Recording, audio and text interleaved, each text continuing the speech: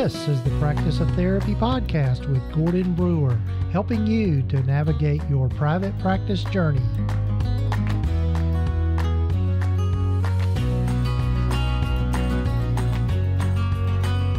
This is session number 94 of the Practice of Therapy podcast. Hello, folks. I'm Gordon Brewer, and welcome to the podcast. If this is your first time tuning in, I'm glad you found us, and hope you'll subscribe to the podcast wherever you might be listening to it. If you're a returning listener, welcome back, and I'm glad you've come back. It's always good to hear from folks and find out that, I think that people are finding this helpful, and that's my hope. And the whole reason that I do the podcast is to make this information helpful for people and figuring out how to do this whole private practice journey and how to have successful and profitable private practices, because it's not something we learn necessarily in graduate school. And so I really wanted to pull on the different resources that I've learned about over the last few years, and also just bring in other people that have to learn from, because I certainly don't know it all, but I'm learning a lot from all the wonderful guests that I've got. And speaking of that, I've got a wonderful guest today on this episode, Litsa Williams. And Litsa and her partner, Eleanor Haley, are the people that are behind a website that you need to know about and a podcast called What's Your Grief? And it's whatsyourgrief.com. And you're going to get to learn more about Litsa and what she and Haley have been able to do, Eleanor Haley, what they've been able to do by really carving out some wonderful resources around this whole grief niche, which is near and dear to my heart, as strange as that might sound. I think I've shared with some folks before that one of the things that I did before I changed careers was I was a funeral director for nearly 18 years, which is kind of part of my pathway to becoming a therapist. So got lots of great stories around that if you ever want to hear them. But anyway, we'll get to Litsa here in a minute. I was just thinking this morning how nostalgic this time of year is for me. For most people, we've got those of you that still have kids at the school age, they're getting back into school, and just all the sights and sounds around school starting. There's a high school not too far away from me here, and I can hear their band practicing when I go outside in the mornings, and it just brings up all these memories of high school days and just going to football games and all of that sort of thing. And so it's an exciting time of year, I think, for a lot of us. Also, I associate it with my birthday. As a matter of fact, when this podcast episode comes out on August 26th, that happens to be my birthday, and it's my last year of being in my 50s. I'm telling my age here, folks. But yeah, my last year of being in my 50s. So it's hard to believe that I'm that old already. Don't feel that old, but I really am. So, but anyway, other things that are coming up.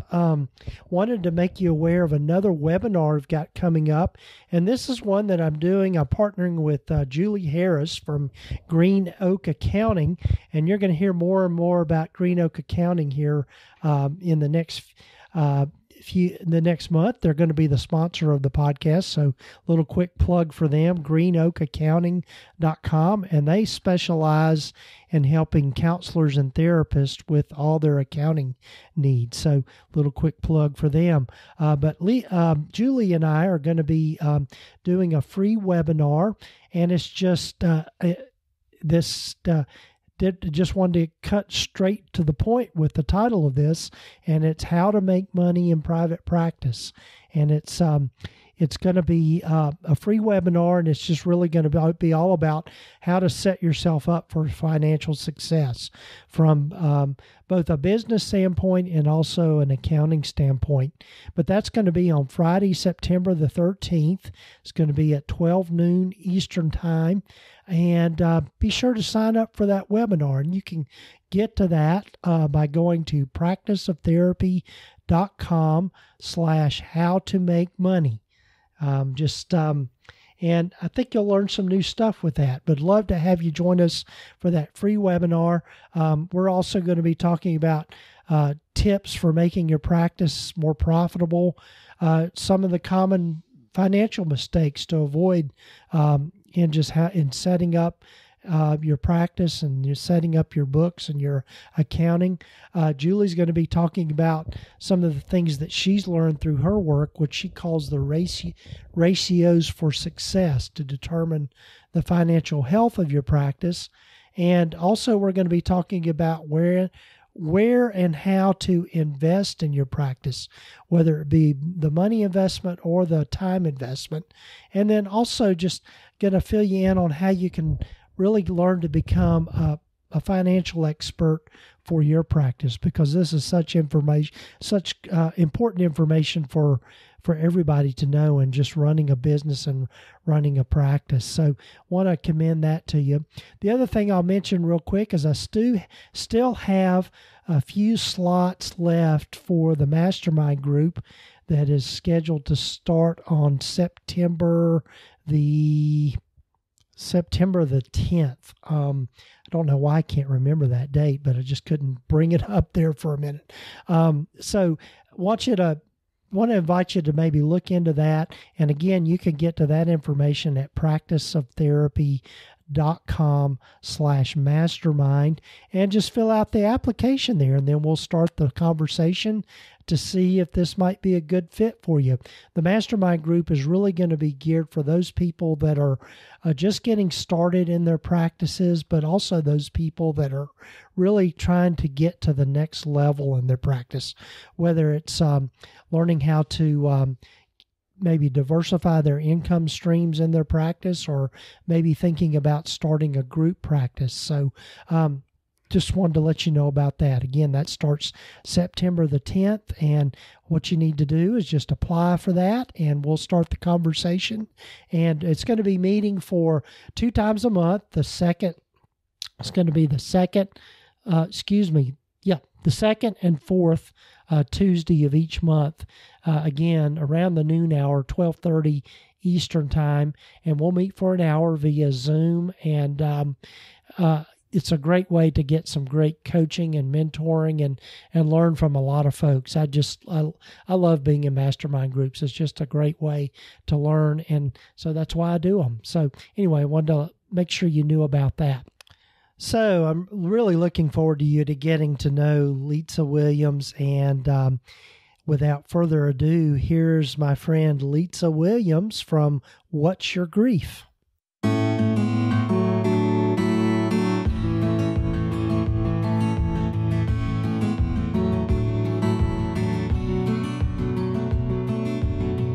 Hello, everyone, and welcome again to the Practice of Therapy podcast. And I'm so happy to get to know and have on the podcast Litsa Williams. And I discovered Litsa and her partner, their podcast is called What's Your Grief? And I really would commend it to you.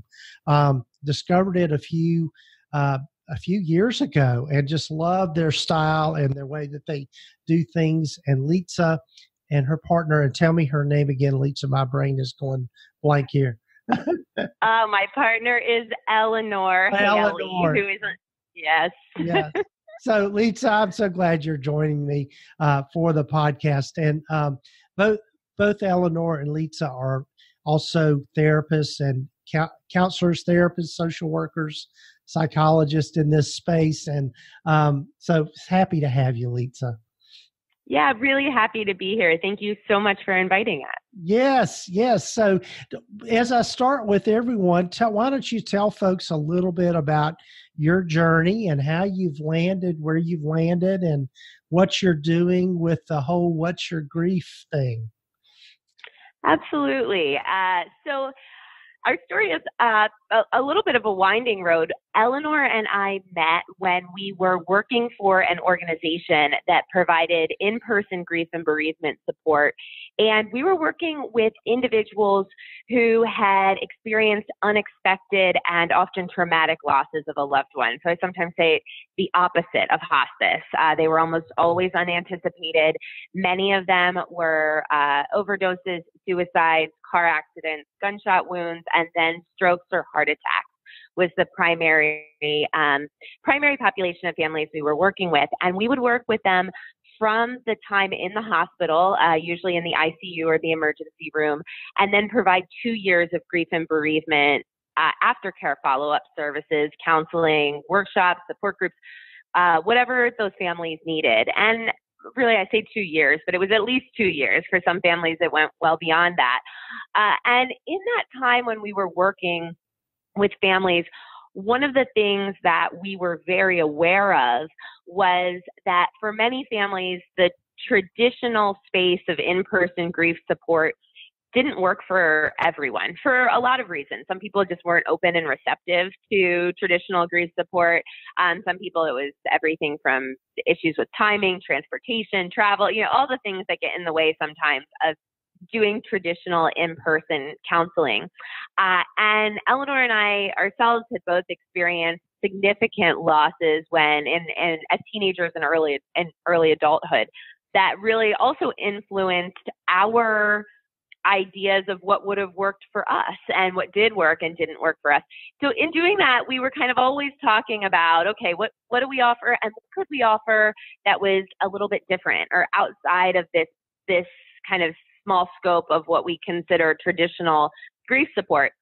And we found many families asking us what's online, either to supplement what they were doing in person with us or as an alternative if they weren't ready for or open to or in need of in-person support. So we complained for a long time because we kept looking and not being able to find something that we were really confident about, that was both an online space that was active, that had a good sense of community, that was down to earth, that was specific. There was a lot of stuff online about grief that was big and broad and general and vague, but didn't always get into the nitty gritty of so many different types of losses and experiences. And something that was moderated by mental health professionals. We felt like that was something really important if we were going to be referring. And after not being able to find something and complaining for a couple of years, we finally thought, you know what, let's just create something. And we started as just a blog, posting articles, and we were still working our full-time jobs and just doing that on the side for fun. And then it grew and grew from there. I think we found a lot of others, both professionals in this field and also individuals who were grieving, who really were looking for a space like this. And it's kind of all unfolded from there. Wow. Yeah, I love that. And as I was sharing at the beginning of this, that niche is just near and dear to my heart because as I've shared with our audience several times, one of my previous career was as a funeral director. And so I worked, really worked in kind of a grief field. And so when I ran across your podcast, it just really struck a chord to me. And the other thing too that is just so intriguing to me, and it's like so cool, is you've taken just kind of not only a specific niche of doing grief therapy, particularly really what I guess we would call complicated grief, because you're dealing with people that have trauma associated with it and all of that, and sudden deaths and that kind of thing. But you really kind of developed it into a business model as well, in terms of being able to offer not only traditional therapy services, but ways to do group therapy in the online space. So you want to share a little bit about how that developed and how that came to pass? Yeah, absolutely. I mean, I think there's a lot to that. I think one of the things that's interesting is when you look at most of the research out there, grief is a natural part of life, right? It's an adjustment that people are going to have to, almost all people will have to cope with at some point.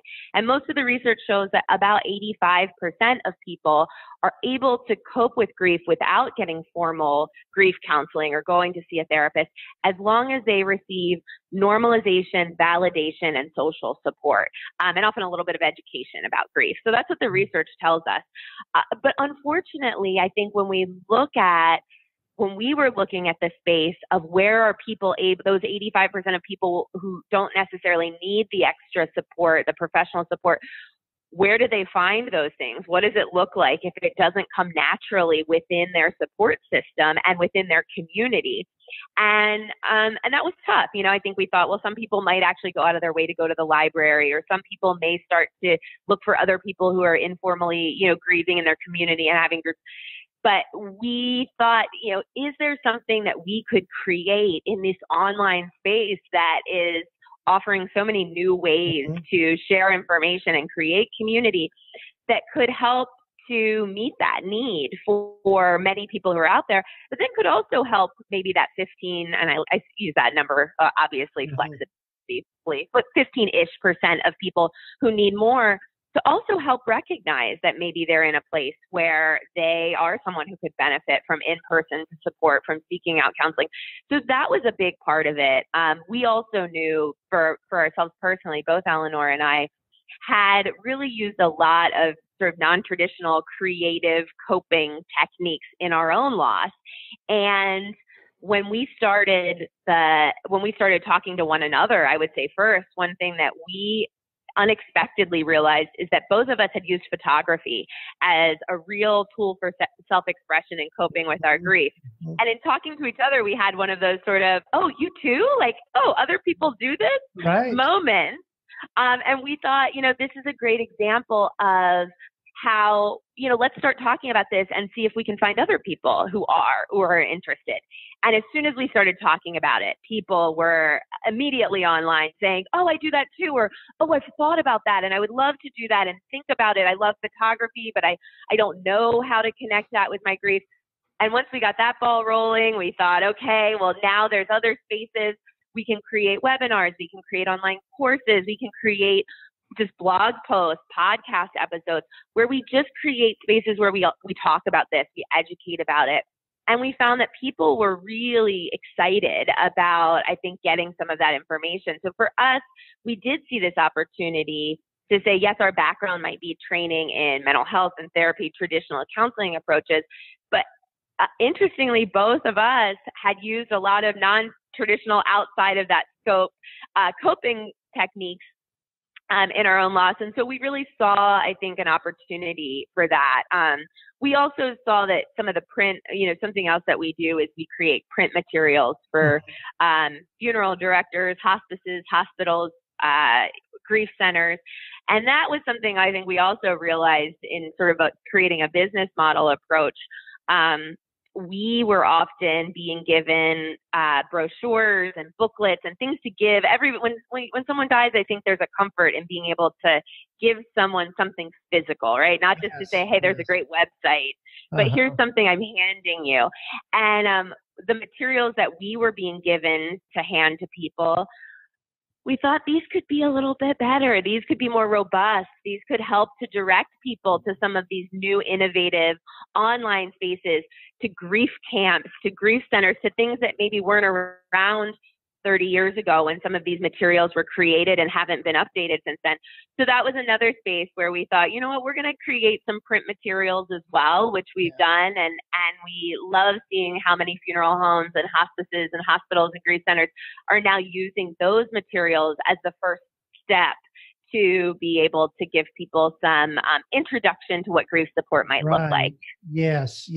Oh, I just love that. I'm just thinking about, one of the things that I guess, as a shared, I was a funeral director. And so those types of resources were just really kind of coming into being when I first got out of that.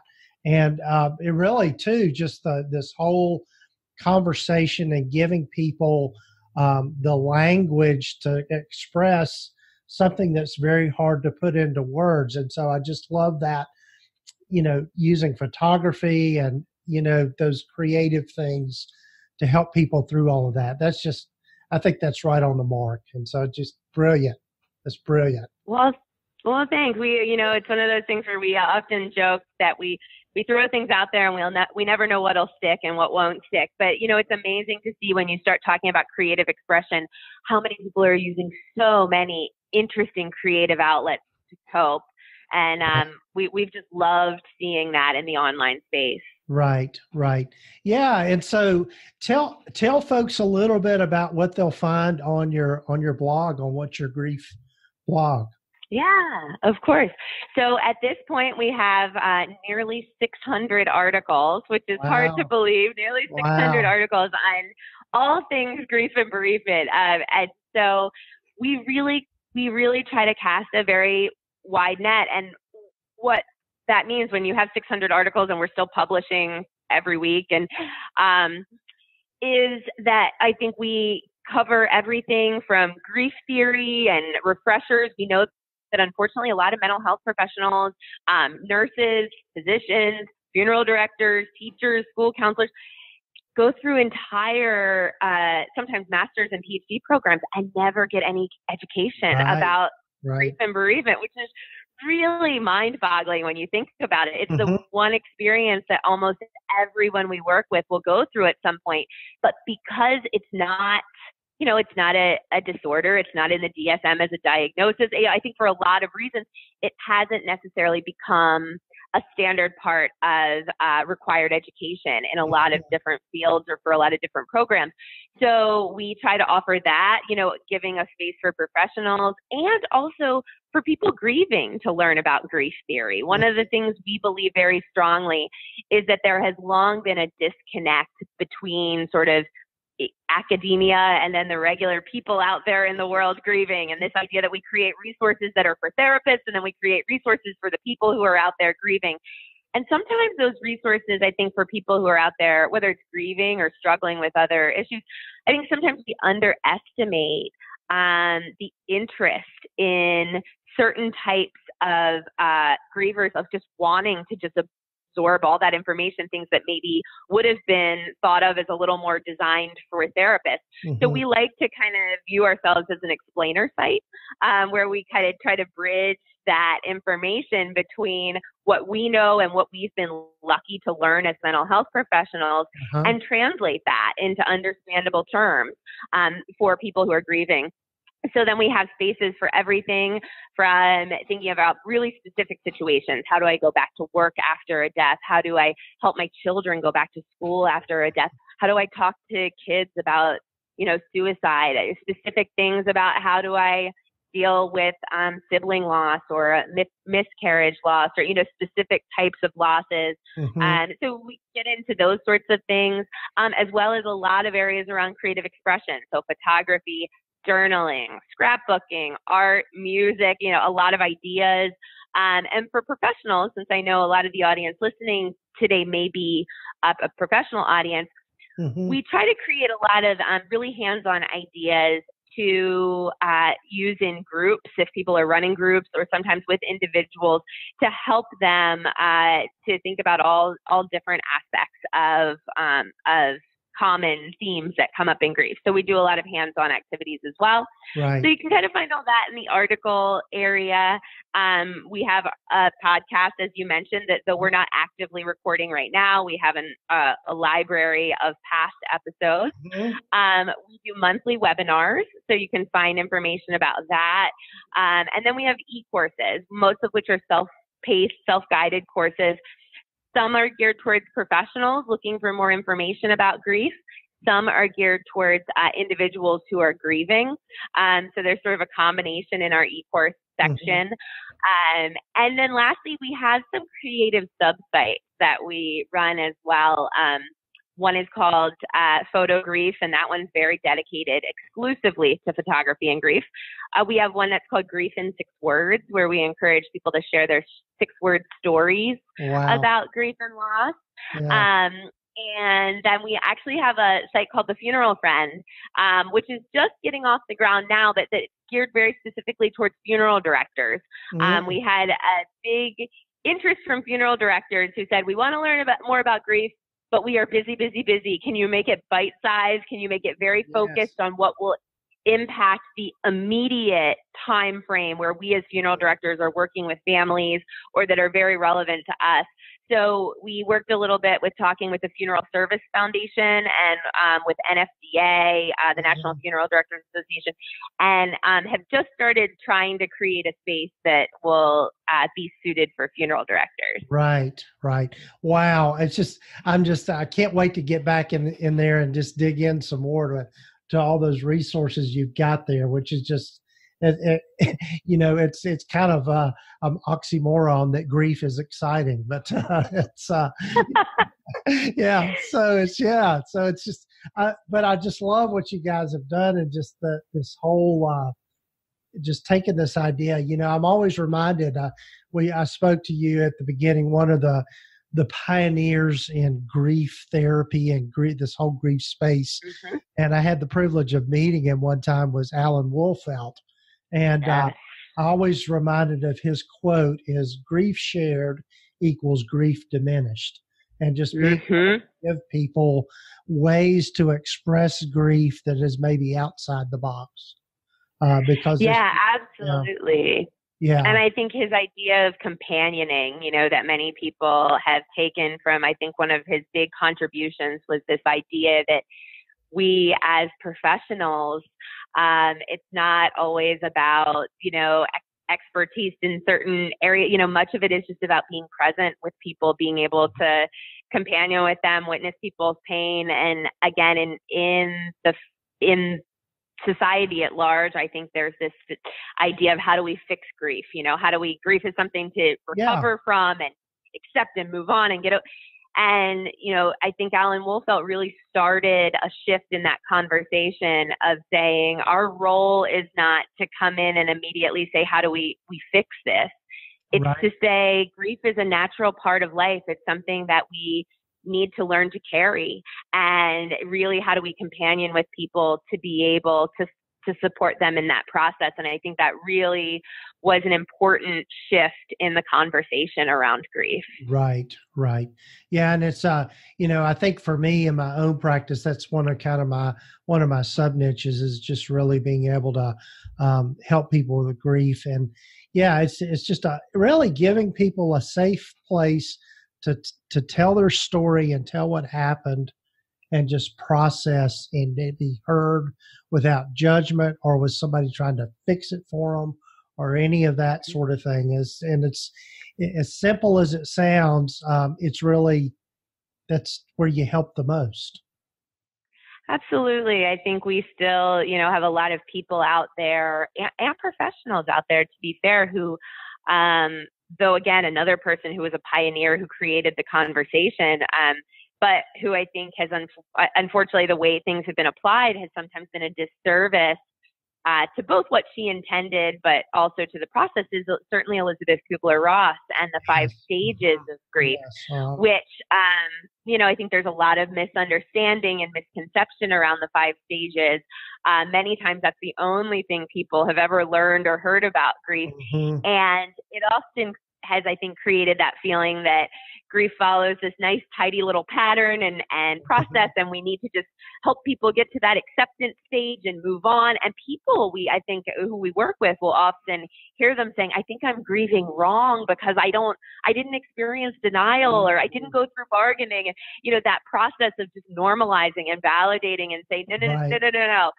Grief is such a uniquely individual experience. And yes, there are some things we can certainly glean from the 5 stages, but it is not a roadmap. It is not universal. It is not something that everyone experiences or goes through. And so, what we want to do is set all of those expectations you had aside about what grief was going to look like and feel like, and just focus on what it does look like and feel like, and sort of help to support and carry you through whatever that is for you, because it's different for all of us.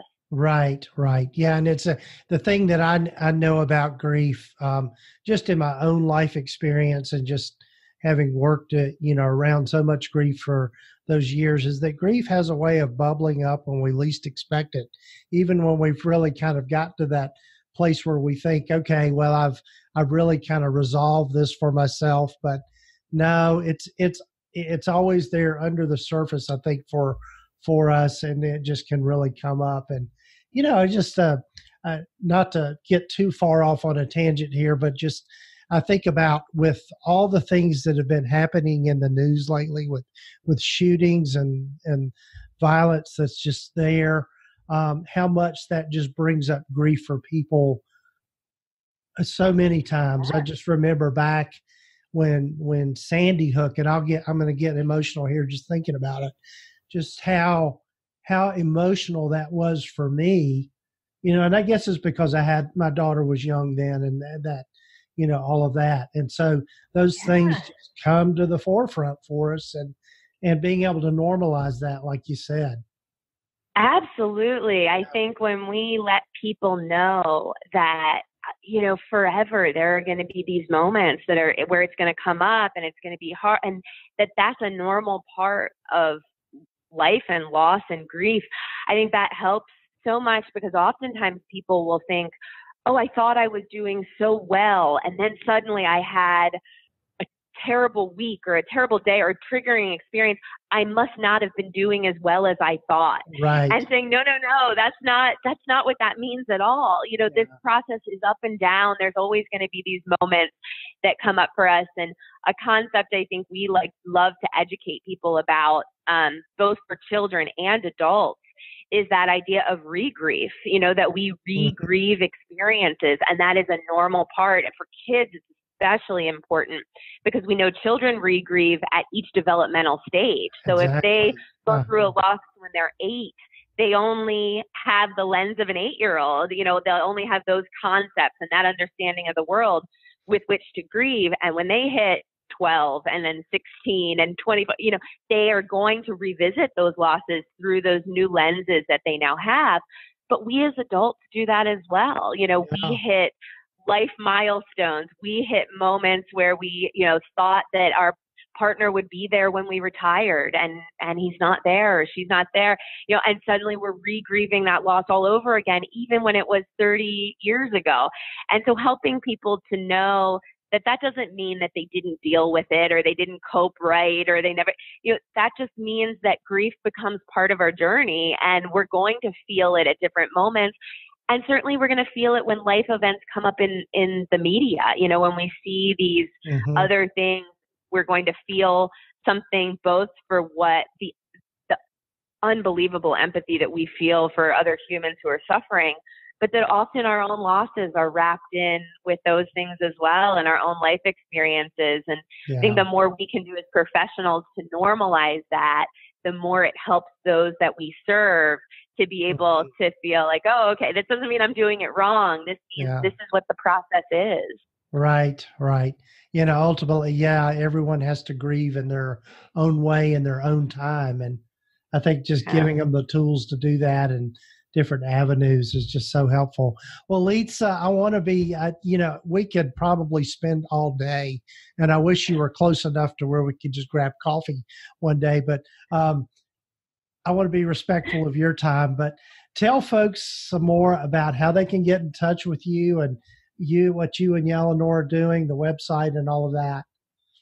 Absolutely. Well, you can find us at whatsyourgrief.com. That's the easiest way to find us. And then we are on all social media platforms except for Snapchat. So you can find us on all the biggies, Facebook, Twitter, Instagram, Pinterest, YouTube, all the big ones. At What's Your Grief is where we are on social media. And you can always just email us if you have a question, if you want to get in touch, get more information, whatsyourgrief@gmail. We try to keep it pretty easy. What's Your Grief almost anywhere that you're looking for us. And certainly if you are ever in Baltimore, that is where we are based out of, a city we love and a city that, where there's a lot of grief and loss. So certainly if you're ever in the Baltimore area, we do in-person trainings and continuing education for therapists. And we grab cups of coffee. So if you're ever, in Baltimore, we can grab a cup of coffee. Oh, awesome. I hope to make that true. So, well, Litsa, I hope we can maybe get you all on the podcast again. And again, thank you for being here. And can't wait to share your resources. Thank you so much for having me, and thank you for the podcast. I think it's an amazing resource for a lot of us in the field. Okay, great.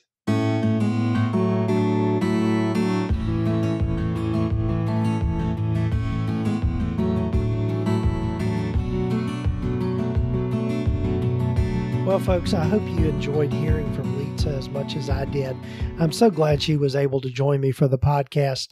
And as you can probably tell, she and I really have very much the same mindset when it comes to helping people with grief, and just what we've both learned over the years about helping people with an issue that affects all of us at some point or another in our life. I mean, if as long as you live, you're going to be affected by grief at some point or another.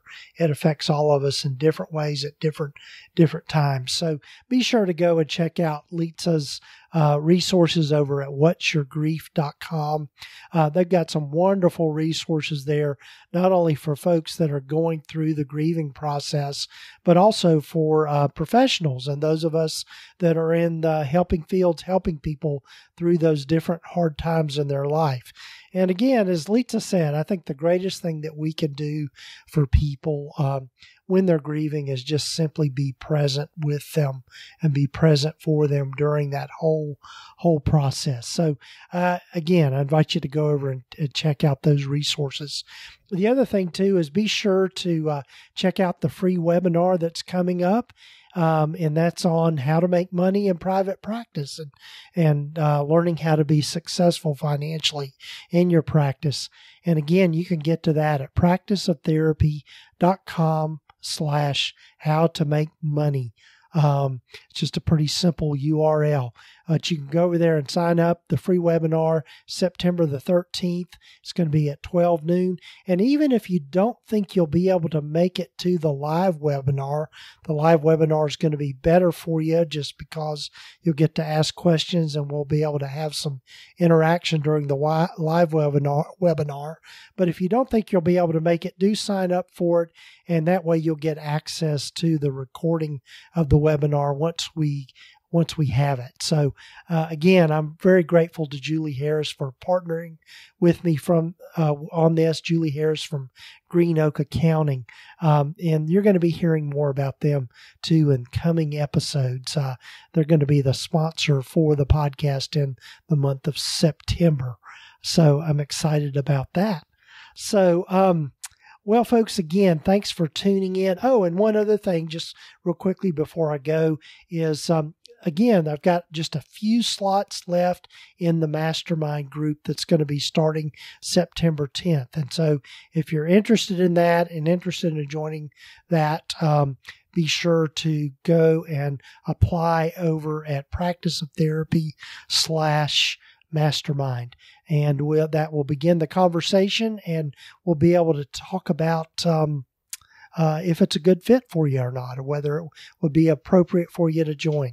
And also do check out today's sponsor for the webinar for the podcast, and that is Practice Solutions. They are the billing experts for private practice and for mental health providers. They're who I use in my practice, and I absolutely depend on them every week and every day to help me with all the billing and navigating that whole insurance side of things.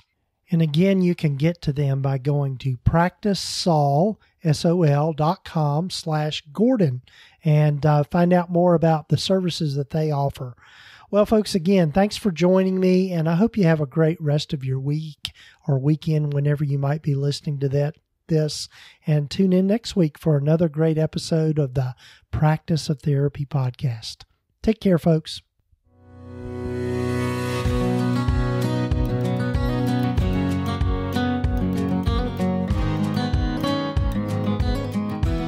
You have been listening to the Practice of Therapy podcast with Gordon Brewer.